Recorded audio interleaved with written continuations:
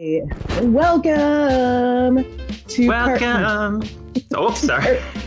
No, it's okay. I am totally off key, but that doesn't stop me from singing ever. hmm Let's see. We are the Full Volume Podcast.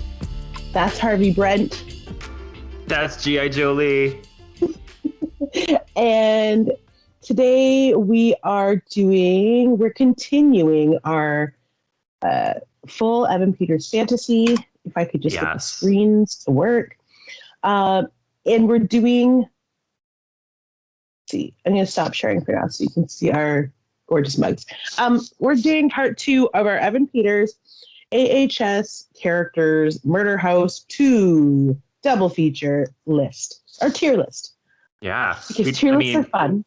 Tier lists are fun. And for the longtime listeners who've been with us since the beginning, we got it bad for the Pete's. And we've been talking about doing this tier list for a while because what better way to celebrate Evan Peters than go through his many acting roles that he's been afforded over the last 10 years. So we thought, hey, he's MCU adjacent. We're waiting for Hawkeye still. Let's just get into our boy and, see how things fall out for him. Where do things fall? So that's what we've been doing. Mm-hmm. So in the first episode, if you haven't watched it, we did his murder house characters to hotel. Yes. So seasons 1 through 5 we did. Yes. So I'll just start the screen share. There we go. And we'll continue because we got a lot to talk about. Yeah. We're usually like super bitchy and petty at the beginning, but we're like, no, it's Evan Peters, baby. It's right to business. Yeah, it's we've got a lot going on for Mr. Evan Peters. We're at season 6 of American Horror Story. Oh, yes. American Horror Story Roanoke. For the first season to not have an opening intro, and the first season to be meta, which it's really like, hear me out. The meta is really appealing to me right now. I just rewatched all of the Scream films. Scream 5 is coming out in January. I'm big into the meta right now. I'm looking upon Roanoke rather favorably right now. But how does Evan Peters fit in? Let's find out. Yes. So he plays Edward Philip Mott. He plays two characters this season. Yeah. And Rory Monahan. So I don't know how to explain his character without also explaining what Roanoke was. So yeah, Roanoke was apparently a true ghost story, quote true, where there's basically a family that moved in on a farmhouse that was in the Roanoke colony. In the Roanoke settlers, there's a big 300-year-old mystery about an entire settler village of people in Roanoke that just disappeared overnight.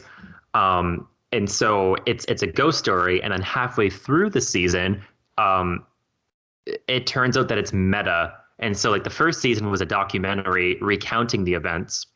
And then the second season is the actors and their, quote, real life counterparts going back to the house in which all these terrors happened. And so it was almost like a big brother. So very interesting meta concept. Love the meta recently. So I'm going to go ahead and say, like I said, Evan Peters, in the documentary, he plays Edward Philippe Mott, which continuity catch, Edward Philippe Mott is a long ago descendant of Dandy Mott from season 4, played by Finn Whitrock. Edward Philippe Mott isn't in a lot. He basically played this settler that was relatively wealthy. He was gay, and he was in a relationship with one of the slaves that he had. So kind of a weird little mixture of things going on there. You do find out that he is kind of more of an ally. He does try to help the actors and the real life counterparts escape the Roanoke house in the second half of the season. But does he have a character arc? No, ma'am. Really. No, ma'am. No ham. No turkey. It's not that he's bad in the role. It's just that there's not a lot to work with. Yeah. So It's weird because it's like he could be a really interesting character because, again, he plays like a white powdered wig type. And it could be like a James March thing, but it's not. no. I would put it in, because here's the thing, he's still an amazing actor. And I would put it in B tier, despite there being almost nothing there, but I would put him behind these other characters, if that makes sense. Yeah, I agree. He didn't do anything wrong, but he also didn't do anything right. Yeah. There were definitely no glaringly obvious flaws to the character or the acting. No. Okay. No. So, and so his real life counterpart is Rory Monahan. So that is the actor that Evan Peters is playing, who played Edward Philippe Mott. So again, very meta. So unfortunately, though, again, he doesn't have a lot to chew on this because in the first episode of the Big Brother reunion documentary, I think in episode 6, he dies. He's killed by 2 ghost sisters, which is kind of iconic. So he has kind of a small role. He's fun for like the 10 minutes you see him. He seems like a fun-loving guy, but there's just nothing to chew on here. I'd say even less so than Edward Philippe Mott. So it's just not. There's no arc. He's fine. He plays a ginger. I'm gonna say C. Yeah. Yeah. I mean, I hesitated, but I was like, no, it's most deservingly of a C. And I feel like he'd be the first to admit it. Yeah. It's like he enjoyed taking a bit of a backseat for Roanoke to let other characters and other actors shine. It was really good. He contributed what he could, and by playing 2 characters apparently. And to be honest, Roanoke is like my favorite season. I'm looking favorably upon her right now. A lot of people hate it, but the meta vibes it's giving me, like I'm all about the meta right now. Dare I say I'm even like being kind to Scream 3 right now because of how meta it is. Yeah. I'm into it. So I have to say I look favorably upon that season, but a lot of people hate Roanoke. They're all wrong. I'll die on a Roanoke hill. I don't even care. It was the first season to get back to the scares. Yes. And I feel like it was super the way that they handled it, the historical aspect, the fact that they pulled in like a gay revisionist history of the Roanoke experience. Kathy Bates as the butcher, and then thinking she's the butcher in real life. Yes. It was more sophisticated than I'd seen American Horror Story be. Like, and this is just having only watched Coven and Freak Show. So I was like, this is it for me. This is amazing. I couldn't believe how good it was. Also, fun fact, this was the first season where they didn't tell you the theme until literally the night it aired. They kept like releasing all these random teasers that had nothing to do with it, and it kept people guessing for months, and you didn't find out what this season was about until 10 p.m. that night when it started airing. Such good marketing. Yeah. Brian Murphy's a genius, literal genius. Okay. So moving on. Let's see here. Season 7, American Horror Story Cult. Yes.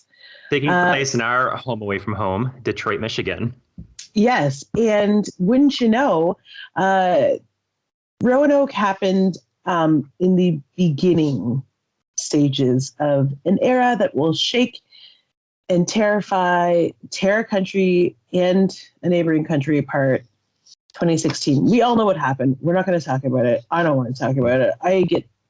I'm a little bit ill thinking about it, but the bulk of American Horror Story Cult is, let's just say, it's a return to Evan Peters as the main character. It is. He's got a strong showing in season 7.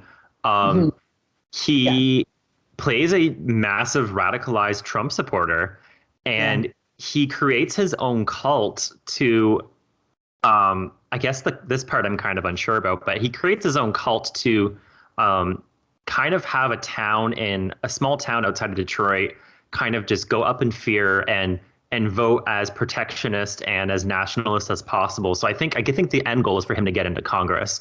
But he starts local. He starts at the small scale. This season, I hated it when it first came out. But then, and we're not going to go into detail, but the January 6th Capitol attacks, after like that happened on the news, I was like, you know what? This season kind of made sense in hindsight. At the time, I was like, oh, this is ridiculous. This would never happen. Blah, blah, blah, blah, blah, blah, blah, blah. In hindsight, Cult has aged very well. Better than I could have ever expected. Because I thought the premise was stupid that, he's makes a pinky promise with people and that brings him into his cult. And it's just a very silly premise. But at the time, you realize that what's driving them is fear. And fear is a powerful motivator. And that's kind of where Kai Anderson, that's what he uses to get what he wants. And it kind of is more plausible now of how things happen in the States because of this character. I'm like, oh yeah, I guess that wasn't as far-fetched as I thought. This is also the first season to not feature any supernatural occurrences. Yeah. Which is arguably scarier than anything I've ever witnessed. I know. In hindsight, this is a kind of a scary season. His acting work is incredible. Just the way he's able to intimidate people, to incite fear, to incite guilt, to incite lust in a lot of these people, and to really like radicalize them. He plays it with such an intensity in his eyes. Like most cult leaders, he's charismatic. He's scary. I'd be remiss not to mention his threesome with Billy Lord and Colton Haynes, where they impregnate her to "I Swear" by All for One. So some real iconic scenes, but I think truly this is high up. He plays such a good villain, such a grounded and realistic villain too. Where do you think he's going? To me, Kai Anderson is like S tier. Yeah, I would have to agree with that. It's just over and above. To me, it's almost even better than Tate. He might be. I would. I think this is a. If you compared Kai to Tate, you can see how much Evan Peters has grown as an actor. Yeah. Like he knows and owns. He drives and anchors and owns Cult. Season 1, where he played Tate, he was the breakout star, but he wasn't the one that moved that story forward. Season 7 was Evan Peters through and through. I mean, it's also Sarah Paulson's season, but Evan Peters owned that season. He dominated it. Oh yeah, and I remember parts of it too, and I would be remiss if I didn't acknowledge it. But you said it. There's just so many parallels to real life that it's the same thing. He plays a kid, quote, young adult, who gets into local politics, and it is just note for note what happened in real life. Like people saying, how did that happen? And then him gaining more popularity, and then him saying just like really dumb, revolting things in the media, and nobody reacting about it in the way that you would expect them to react. And it was that level of fear. I couldn't even. It was very hard to watch Cult because of the true horror that was unfolding in IRL. And some might say it came probably a year too soon. Like we were just coming off the election, like not even a year, and people are like, oh, this is too freaking soon. I think it would have been better received if it was maybe like a year or two down the line. Mm-hmm. Even a full year. Yeah, even a full year. But in hindsight, it has aged very well after everything, and we've hopefully concluded the chapter on whatever the hell that presidency was. I don't know, but I'm just saying it makes a lot more sense in hindsight. Mm-hmm. And because we're not quite done yet with Cult, because Evan Peters is a true ingenue. He also, not only does he play Kai Anderson, a cult leader in the show, but he also plays every other cult leader in this show, in specifically the episode Drink the Kool-Aid, where they talk about Kai's parallels to other occult leaders, including and not limited to Jesus and Andy Warhol. I love that they call Jesus a cult leader. Yeah. Calling it like it is. Not only that, but like he plays Jesus in a scene where, is it Jim Jones, the Jonestown Massacre? Yes. He high fives himself as Jim Jones. Jesus comes to take everybody away once they've all quote actually not even like drank the Kool-Aid. And then he high fives himself. I think I laughed out loud when that happened. Yeah, that was hilarious. The season's kind of funny too. There's a couple of like comedic moments in this season. Yeah, and I like that they kept it light, or they tried to keep it light with moments like that. But they're also like, and I think his depiction of David Koresh was kind of comical too, a little over the top. And it's Andy Warhol. Yeah. Yeah. A different kind of cult leader, crazy, but this one's tough to rank because it's a mélange. You don't really get like arcs because these were like real people and not everybody gets a real character arc. But the acting was good. I guess it wasn't a lot to chew on. I think this is like a B tier. Yeah. What do you think? But like behind Edward Mott? Yeah, I think behind Edward Mott. Yeah, because it's not, I wouldn't say that it's a, like, it doesn't sit in the C tier with, oh my God, I forget the character's name already. Exactly. Rory Monahan. Yeah. Okay. It doesn't sit with Rory. He doesn't, yeah. But as far as prosthetics are concerned, because he wears a lot of them, and just like character acting, I would go with this is definitely B tier level. Totally. Okay. So that is Cult. Oh, yes. Oh, and after Cult, we get American Horror Story Apocalypse, which is season 8, and it is a crossover between American Horror Story season 1, Murder House, and season 3, Coven. So it's our ladies from Coven, the witches, crossing over with the characters from the Murder House, specifically the Antichrist that was born at the end of Murder House. And Evan Peters has a lot to do. He has a lot to do in this season. He plays 2 new characters. He also reprises his role as James Patrick March and as Tate Langdon. He's pulling quadruple duty. So the first character that we're introduced to him as is Mr. Gallant, who is a flamboyant gay hairdresser in California, who happens to find himself inside of a fallout bunker when the nuclear holocaust destroys the world.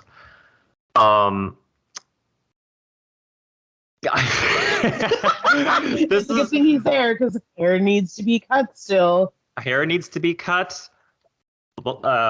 Suits need to be tailored. It's an interesting role in the sense that it's weird because everybody in that bunker has their lives cut abruptly short when they're all poisoned to death. And so nobody has a character arc, and they really are truly plot devices to move the story along of how bunker life has, kind of shaped, what modern existence is.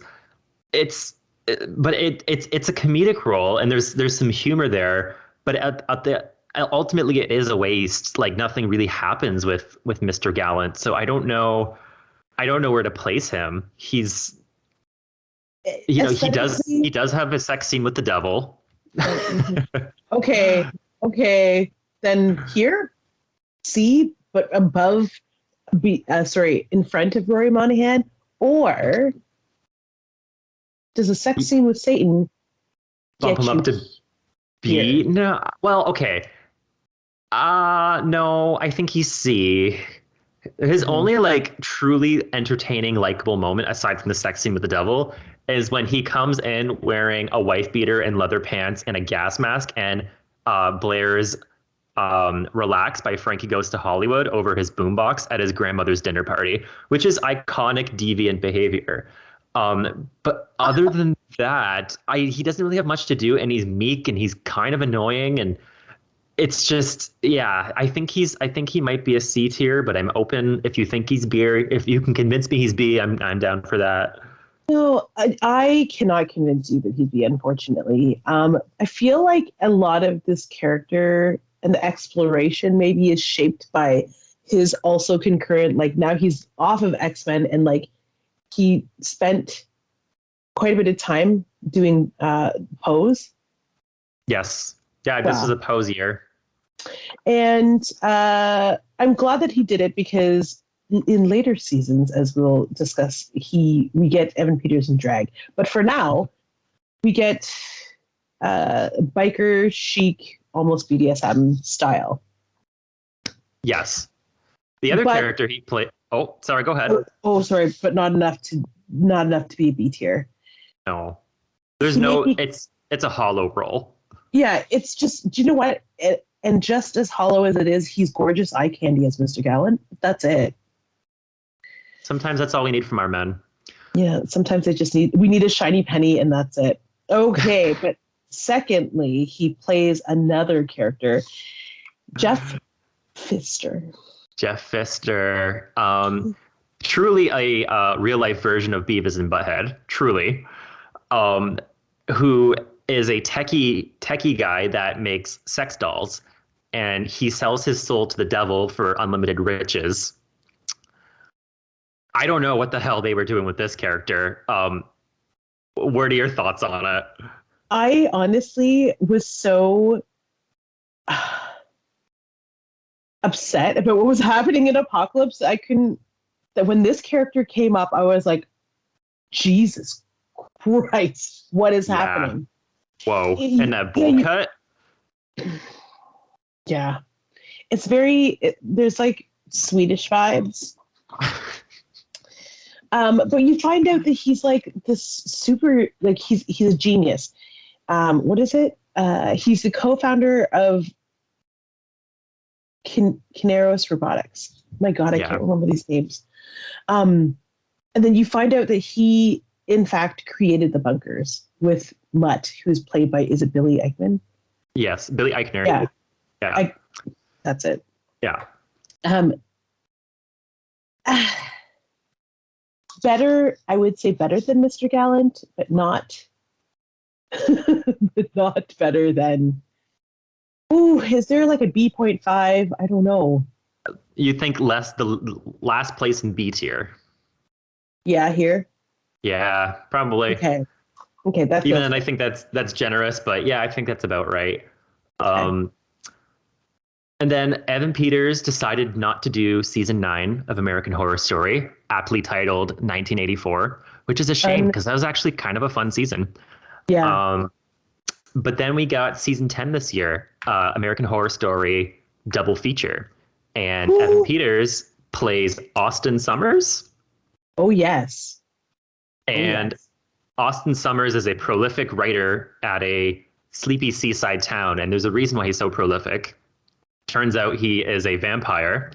And he is taking pills to enhance his talent. So he's constantly writing best-selling he's a playwright, right? Yes. Yeah. So this is kind of an interesting role for him because he plays it very, what's the word? Not like smirky, but like, it's just very like smarmy. He's smarmy. That's the word I'm looking for. It's a fun role. This is the first time we've ever seen Evan Peters in drag, as you alluded to. It was between this, a photo of him, and a photo of his drag persona. Who I'm trying to search the name and it's ridiculous. But anyway, crazy, yeah. But I think this is a pretty good role from him. Granted, he's only in 6 episodes, but he's introduced to us singing a duet with Francis Conroy. He's singing "Island in the Stream" by Dolly Parton, and I can't remember who the male counterpart is. But it's a pretty campy role, but it's got a lot more to it than a lot of his, like the past couple of years that he's been in AHS. So And it's gotta. You know what? I will say this character has a lot of direction, and they know what Yes, they're doing with him, and they integrate him well into the plot. I think he might be an A tier. I agree with you. Where he fits into the A tier, though, maybe will we put him between James? I think James might be better. James is Yeah, just so yeah, iconic, but yeah, this is a good role for Evan Peters. yeah. It's like it feels like he took a back seat as like not a leading character, but he is part of what drives the story forward. Yeah. He's a big part of why everyone comes to this town, and it's a real town. Where is it again? Is it? I think it's Provincetown. It's P-Town. Yeah, Provincetown, Rhode Island. Um, yeah, he's a big reason why people there's like mythology that shapes Provincetown as this place where creatives take sabbatical and just become re-energized. I love again the revisionist history of Ryan Murphy. You know what I mean? Like just the speculative, like the speculative thinking. What if this was to happen instead? Like, what if the reason why everybody is a great creative genius in Provincetown is because they're vampires? I love Or it. no, or because they took a pill that would either make you a vampire. Yes.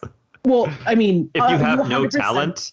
Yeah, you become a weird vampire if you have no talent. A weird, Yeah. hairless vampire. But if you have talent, well, welcome to riches, baby. Yes. I love his portrayal of a smarmy, sort of socialite type, but also, okay, I get it. I need to like eat humans to live. Can we just get this over with? And like, but also we're trying to keep this secret. And I am Yeah. Francis Conroy's familiar for life. I agree. A tier all the way. Yeah. This is such a weird departure from like our regular scheduled AHS program, and I kind of loved it. It was ridiculous and weird, and yeah, Totally. I hope. I mean, that's the last season we've seen him in, but I hope he comes back for season 11, whatever it is. We know American Horror Story has been renewed for 3 more seasons. thank God. Whoa. Yeah. So he's going to come back in some way, shape, or form, hopefully. But yeah, I think you capped it off as well as we could with Austin Summers there. So this is our definitive Evan Peters American Horror Story character tier list. That's right. And if you agree with us, send us a note. Tell us you love us. It's fullvolumepod@gmail.com, or you could just like message the Comic Book Syndicate page. I turn off messaging, but you might be able to sneak one through. You could also find us on Instagram because apparently they don't shut down those channels at all. You know, you could video call on Instagram. It's frightening. I did not know that. Okay. Yeah, I accidentally video called somebody who I'm only a little acquainted with. It was weird. Oh, I hate that. It's so awkward. Yeah. Okay. Join us next week when we do maybe another tier list. We don't know. We still have a lot of time. We still have a lot of time to wait for Hawkeye to happen. Maybe No. we'll figure it out. We'll drop it 10 minutes before you get to listen to the episode. Yes. But yeah, you can listen to us. You can listen to the audio podcast on Spotify or wherever you listen to your favorite podcasts. Just search Full Volume Pod or check out the comicbooksyndicate.com where you can actually see videos of our beautiful faces. And we'll drop our tier list right in the post about this specific episode. Until next time, yeah, I have been your glorious co-host, G.I. Jolie. And I've been your spooky co-host, Harvey Brent. Until keep it spooky. Keep it scary, Larry. Bye. Bye.